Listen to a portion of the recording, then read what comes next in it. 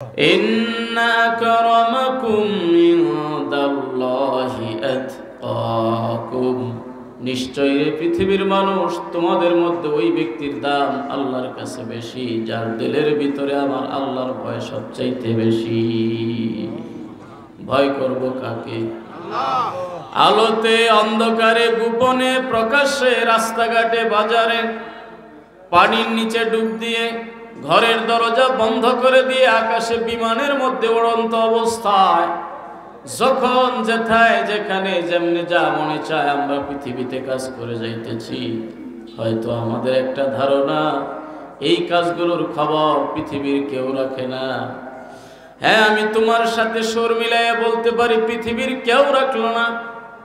সরকারের কোনো বাহিনী তোমার অপকর্মের খবর জানলো না, রেবে জানলো না, পুলিশে জানলো না, সেনাবাহিনী জানলো না, বিডিআরে জানলো না, চিতা জানলো না, কোবরা জানলো না, কোন গোয়েন্দা সংস্থার লোক তোমার খবর জানলো না। কিন্তু একজনে জানেন, তিনি কে? আওয়াজ দিয়ে বলি, তিনি কে? সবাই যা জানে না সেটা জানে কে? কেউ যেটা দিতে পারে না সেটা দেয় কে? কেউ যেটা কোনো কিছুই ফয়সালা করতে পারে না তোর ফয়সালাও করতে পারে কে? আল্লাহু লা ইলাহা ইল্লা হুয়াল হাইয়ুল কাইয়্যুম লা তাখুযুহু সিনাতুন ওয়ালা নাওম। বাইরে বিশ্বাস রাখেন, আমার আল্লাহ তো এমন আল্লাহ যিনি চিরস্থায়ী চিরঞ্জীব, যার ক্ষমতার মধ্যে কোনো লয় নাই, কোনো ক্ষয় নাই। এই সমস্ত জকিগঞ্জের মানুষ এক হয়ে যদি আমার আল্লাহর বিরুদ্ধে স্লোগান দেয়, আমার আল্লাহর ক্ষমতার বিন্দু মাত্র কোনো কমতি হবে না।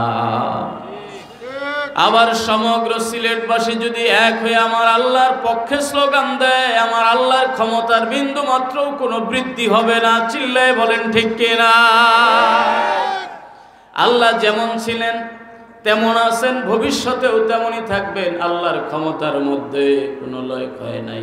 কুল্লু মান আলাইহা ফান,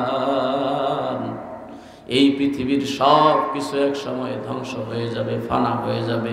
কিন্তু আমার আল্লাহ যেমন ছিলেন তেমন আছেন, তেমনই থাকবেন। জোরে কোন ঠিক কিনা? তা আপনাদের খেদমতে আরজ করতে চাই, এই বিশ্বজগতের মানুষ যেন আমার আল্লাহরে চিনে, আল্লাহ রব্বুল আলামিনকে নিয়ে যেন দ্বিধা দ্বন্দ্বে জড়ায় না পড়ে। কারণ আপনারা জানেন, এই পৃথিবীতে এক শ্রেণীর মানুষ, তারা তাদের নবীকে মানতে যাইয়া নবীকে আল্লাহ পরিবারের সদস্য বানিয়ে ফেলেছে। নাউজুবিল্লাহ বলেন। তারা বলে তাদের নবী আল্লাহর পুত্র। চিল্লায় বলেন নাউজুবিল্লাহ।